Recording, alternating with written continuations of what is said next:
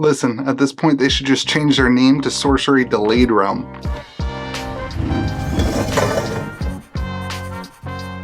Well, what is up, everyone? Welcome back to Kitchen Table TCG. My name's Louie, and I hope you're having yourself a fantastic day. Although, if you are a fan of Sorcery Contested Realm, you may be having a little bit more of a frustrating day because we have yet another delay to the Sorcery Contested Realm ecosystem and world. And so we're going to chat about that. I'm going to give you my thoughts on it. It's still pretty new for me, but yeah, we're going to chat about it, and we'll discuss it again on the podcast next week. On the podcast this week, I was praising Sorcery for getting boxes to Rudy early, and it looks like it's going to be early, so I look like an idiot. But here we are. We're going to talk about the Sorcery Contested Realm delay.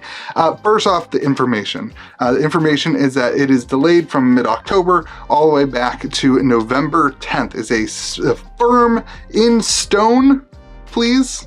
A firm in stone release day of November 10th, which means there is some good in that date. Okay, let's talk about the details. That is still well before Christmas, so those of you who are looking to celebrate and play this game at the holiday tables, whether it be, you know, maybe a Thanksgiving dinner and you're connected with your family, or looking into the Christmas season, the holiday season, you have this product in your hands to really play with your friends and family while you're out on break. And I think that's a huge win. If we were talking about a delay, you know, post the holiday season, I would be very frustrated, very, very frustrated.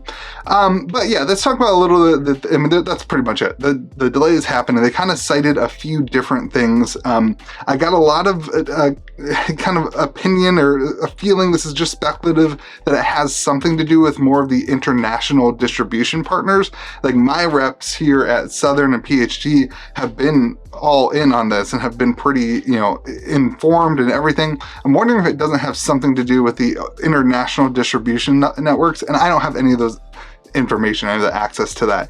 But it seemed like everything was good to go here locally, and like I said, like, Rudy's getting product. There's been a rumor too about some sort of wave things, and maybe they were trying to get all the boxes in more, you know, wave one rather than wave one and wave two. I don't know any of the details on that. I feel like this was more of a case where they want everybody to get product at the same time. So they don't want product showing up, you know, like this happened for the alpha, right? Product showed up in Canada first, and everybody was kind of jealous of that. And then product showed up, and then the United States got product, and then Australia was still waiting for product, and Europe was still waiting, and they want this to be a global release all at the same time. I gotta hand it to them. I think that is the right decision versus releasing in October and everybody getting it backwards. Now, don't get me wrong, I would love to be one of the first people to get boxes here in America in a bigger store and a bigger, you know, online presence. I would love that. That would be amazing, but that doesn't make it fair. You know, I think at the end of the day, like, I understand why they want everybody to get this product at the same time. They want us all on Facebook and on Discord and on, you know, the social medias and YouTubes and doing streams, and they want us all to be able to enjoy the product at the same time. And I think that is a huge win. At the end of the day, I rather them do that than have like a staggered release globally. Now, the best case scenario, I actually think, though, would have been to do like waves and guarantee it early in October and just not have enough product. And, you know, it comes into November when people, you know, get it more in their hands. But listen, I don't know anything about international distribution. That's just the way I would have preferred it. Now, the other things that come inside of that, so I think, you know, this is all speculative, but I think it had something to do with the European distribution, maybe not Europe, but one of the other places that's not the United States. And then there's a lot of other things that take place here. And first off, as a store owner, I feel this a lot. Like, I have that October date in my head as like, this is Sorcery Week. I got to get, you know, I have tons of orders to fulfill and to get out, and I'll be making content. It'll be a bunch of time. And then right after that is like another Magic release. And right before that is like Pokemon 151. And there's just a ton of TCG releases along the clockwork of this. And this is where the second information comes in that Simon shared in his video today, is that they are on board with TCGplayer, which is a huge announcement. Like, that's not downplay the size of that announcement. The way TCGplayer works is they like to do like a email blast. They like to do a, you know, featured on the web page. And if you're competing, this is all speculative, but if you're competing with Pokemon and Magic the Gathering, and you are Sorcery, Contested Realm, right? You have to kind of delay it to whatever works for them, right? So you have to kind of pick and choose where it's going to fit in, and maybe hypothetically, speculative, they were able to get boxes to distribution early or whatever, but they wanted this whole release to happen at the same time, and so they had to pick and choose timelines on, maybe it couldn't get to Europe until late, early November, and so then you look at the other releases, and you also don't want stores and distribution networks don't want to have to ship all the Magic boxes along with all the Sorcery boxes, along with all the Pokemon boxes.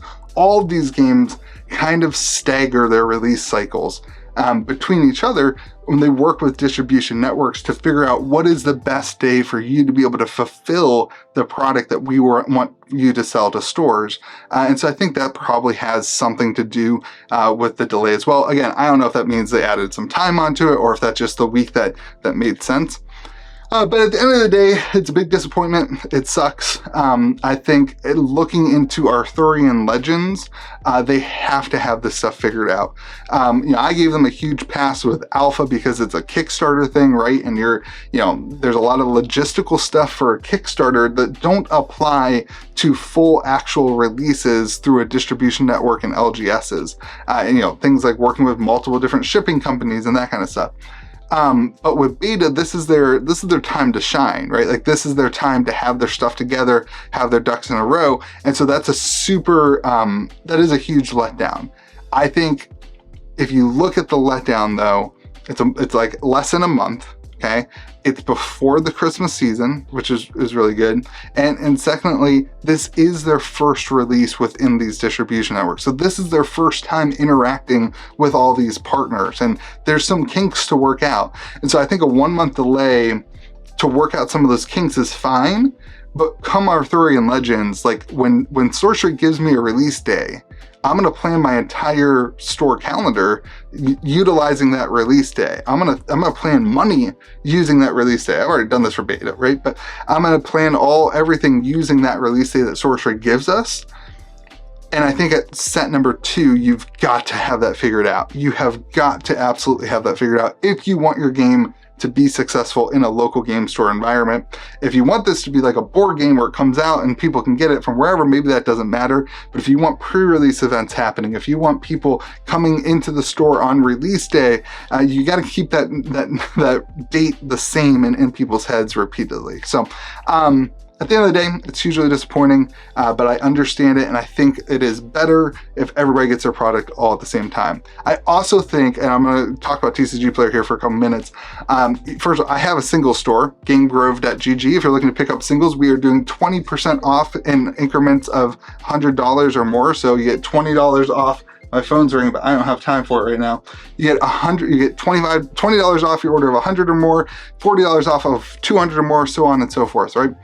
So I spent a lot of time building a website to utilize singles sales and to do this, and that's a huge part of the business, right? I've spent a lot of time doing that, but I am so excited for Sorcery to be on TCGplayer. I think it opens up the door to a huge range of people. I think it's an absolutely amazing tool for these games to be using to open up to a huge number of customers. Listen, if you're watching this video, you probably know I have a single store, but there was 6,000 to 7,000 backers of the Sorcery Kickstarter, and I'm sure the game has grown, since then in terms of volume of people picking up and looking for cards. There's no way I can reach them all just on my YouTube channel. And so to have another avenue of which to sell cards is huge, but then also for the market to figure out what is the values. I know there's people looking for cards they don't have, they just don't know where to get them. And additionally, I know that there's other sellers who have cards but don't have the tools and the skill set to build a website and to do all that stuff. So it's gonna be really cool to see the market all come together. And don't worry, you'll also still be able to order singles directly at gamegrove.gg, and I'll be able to increment that into our TCG player inventory as well, and the prices will all kind of fall in line. They'll all match with the market price, which for me, that's a lot less work. You know, about once or twice a month, I really should do it more, but I have to go on and search on eBay every single card and match the prices and try to keep things low. It's one of the reasons I'm doing this big 20% off sale, is because I didn't have time this week to get in and lower prices, and so it's just whatever the market wants, and it is what it is. So TCG Player is a huge thing. It's awesome from both my perspective and I think other game store perspectives. It really goes a long way to have another avenue of which to sell your cards. It also opens up the door for buying cards and having an easier way of selling them. You don't have to do as much marketing. So anyway, some big information today, some huge stuff. I wanted to give you guys my thoughts on it. The other thing was the store kits. They kind of mentioned that might have been part of the delay. I don't know exactly what he said about it, but he did mention something about the store kits. I think that's also super important. Store kits need to be in the hands of LGSs on release day. There's no other way to do it. And if you can't get everything done, then delay it and put it all on the same day. So let me know what your thoughts are. Tell me what you disagree with. Tell me what you agree with in the comment section below. I hope you have yourself a great day. Again, if you want to pick up some singles, go on over to gamegrove.gg. I am expecting further allocations of beta in the next 2 weeks, so keep looking for beta pre-orders there. I am sold out of what I know I will have. So have yourselves a great day. Be kind to the people around you. We'll see you again next video.